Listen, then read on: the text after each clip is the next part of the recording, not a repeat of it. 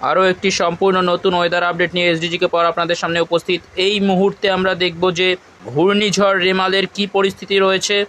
এই মুহূর্তে ওয়েদার মডেলগুলি ঘূর্ণিঝড় রেমালের কি দিক নির্দেশ করছে সে বিষয়ে আমরা দেখব।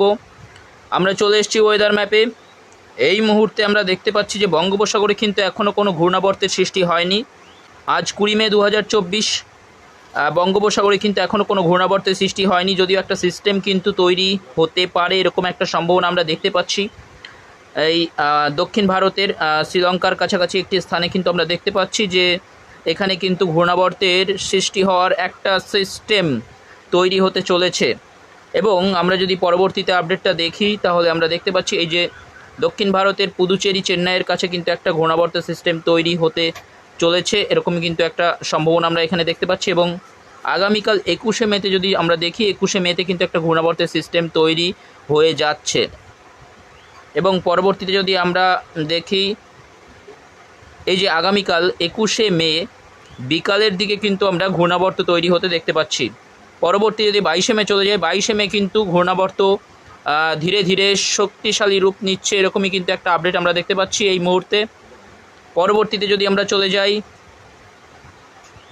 23শে মে ভোর রাতে কিন্তু আমরা দেখতে পাচ্ছি মধ্য বঙ্গোপসাগরে ঘূর্ণাবর্তটি অবস্থান করছে। পরবর্তীতে 23শে মে যদি বিকালবেলার দিকে আমরা দেখি তাহলে দেখতে পাচ্ছি যে ঘূর্ণাবর্তটি ধীরে ধীরে কিন্তু শক্তিশালী রূপ নিচ্ছে। তার পরবর্তীতে যদি আমরা দেখি 24শে মেতে কিন্তু আমরা দেখতে পাচ্ছি যে মধ্য বঙ্গোপসাগর থেকে অনেকটাই উত্তরে সরে এসছে ঘূর্ণাবর্তটি এবং একটা শক্তিশালী রূপ নিয়ে ঘূর্ণিঝড়ে রূপান্তরিত হয়ে গেছে। 24শে মে ভোরের দিকেই কিন্তু আমরা দেখতে পাবো ঘূর্ণিঝড় রেমাল তৈরি হয়ে গেছে। এবং 24শে মে বিকালের দিকে কিন্তু আমরা দেখতে পাচ্ছি মোটামুটিভাবে একটা শক্তিশালী রূপ নিয়েছে ঘূর্ণিঝড় রেমাল এবং গতিবেগ প্রায় 83, কোথাও কোথাও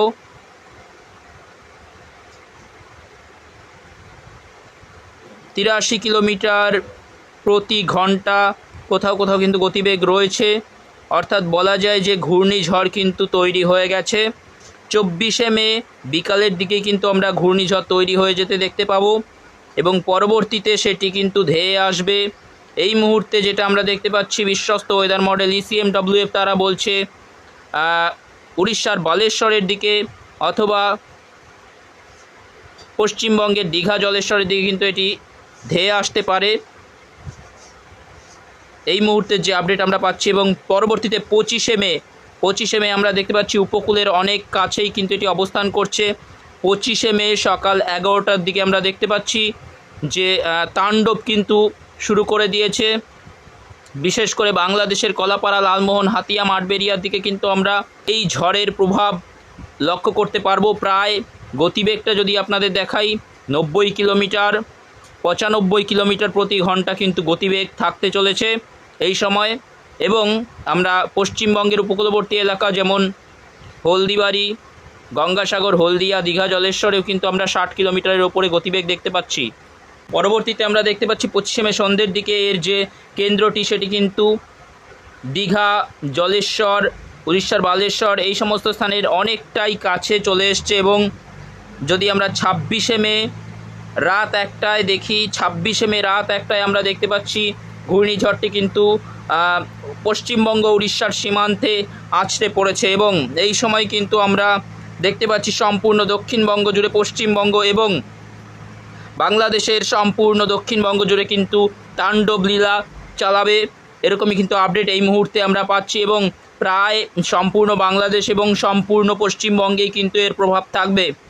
এবং বৃষ্টিপাতের কথা যদি বলি, বৃষ্টিপাত কিন্তু সম্পূর্ণ পশ্চিমবঙ্গ, সম্পূর্ণ বাংলাদেশ জুড়েই আমরা দেখতে পাবো। হালকা মাঝারি, কোথাও ভারী বৃষ্টিপাত, কোথাও অতি ভারী বৃষ্টিপাতও কিন্তু আমরা লক্ষ্য করতে পারবো। অর্থাৎ 26শে মে রাত 1টা, 26শে মে প্রথম রাতেই কিন্তু শুরু হয়ে যাবে তাণ্ডবলীলা এই ঘূর্ণিঝড়ের। এবং আমরা তার আগেও কিন্তু দেখতে পাচ্ছি যে এর প্রভাব পড়তে শুরু করবে 25শে মে সকাল থেকেই কিন্তু আমরা প্রভাব লক্ষ্য করতে পারবো। এবং 25শে মে সারাদিন এবং 26শে মে সারাদিন কিন্তু এই ঘূর্ণিঝড়ের প্রভাব চলবে। বৃষ্টিপাত সঙ্গে কিন্তু ঝোড়ো হাওয়া থাকবে। তো ঘূর্ণিঝড় রেমালের এই মুহূর্তের যে আপডেট আমরা পাচ্ছি সেই আপডেট কিন্তু দুটি বিশ্বস্ত ওয়েদার মডেল ECMWF এবং GFSও কিন্তু দেখাচ্ছে, এবং তারা কিন্তু একই রকম একটা চিত্র দেখাচ্ছে। GFS এবং ECMWF দুটি ওয়েদার মডেলই কিন্তু একই রকম চিত্র দেখাচ্ছে যে উড়িষ্যার বালেশ্বর অথবা পশ্চিমবঙ্গের দীঘা এই সমস্ত স্থানে কিন্তু এই ঘূর্ণিঝড়টি আছড়ে পড়তে পারে। এবং দুটি ওয়েদার মডেলই যখন একই রকম চিত্র দেখাচ্ছে, তো সম্ভাবনা রয়েছে যে ঘূর্ণিঝড়টি উড়িষ্যা এবং পশ্চিমবঙ্গ সীমান্তেই আছড়ে পড়তে পারে। অনেকটাই নিশ্চিতভাবে কিন্তু বলা যায় যে এই মুহূর্তে যেহেতু দুটি ওয়েদার মডেল কিন্তু একই দিক নির্দেশ করছে, তবুও আমরা কিন্তু লক্ষ্য রাখতে থাকবো এই ঘূর্ণিঝড়ের দিক ফের পরিবর্তন হয় কি না। তো আপনাদের লক্ষ্য রাখতে হবে আমাদের চ্যানেলের পর্দায়। তো এখনকার মতো আপডেট এই পর্যন্তই। ধন্যবাদ।